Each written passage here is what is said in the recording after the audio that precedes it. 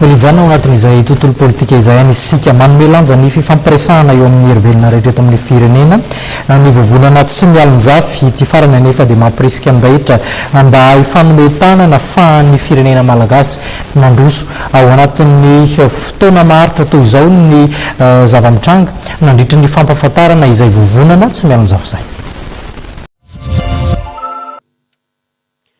Ny fiaraha-mitan-drehitra na ny mpanoatra na ny mpomban'ny fanjakana no ahafahana mampandroso ny firenena. Io no antom-pisian'ny vovonana tsy mialonjafy izay naseho tamin'ny bobo ofisialy Androany Tolakandro teny amin'ny Lepavé Antaninarenina. Ny fampandrosoana ny firenena nefa dia mitaky fitoniana sy fahamaritoerana. Efa misy ny fanjakana mijoro izay tarihan'ny filoham-pirenena ankehitriny ary izay ny tokony araha-tosika hoy ity mpitarika ity vovonana ity. Nangan'ny fikambanana io zahay ary atsa-panjakana.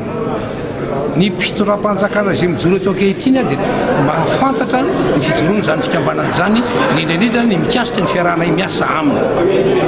Koa na izy manao fanambarana mikasika ho an'ny folo alin-tahy tsy tomponantoka amin'izany zahay fa ny anay tompoko dia tsotra ihany tsy natao hanongana izahay fa natao hampijoro ahoanoana satria izay ny targetranay dia ny hoe miasa mandrakariva ho an'ny Madagasikara mandra-pahafaty enina dia ny alataon'ny folo alin-tahy asa. Miparitaka manerana ny faritra ity vovonana ity ary manamafy ny mpikambana ao aminy fa vondrona natao hanoro-hevitra mampirisika hatrany ny fampiresahana ary manaja soatoavina republikanina ny vovonana tsy mialonjafy.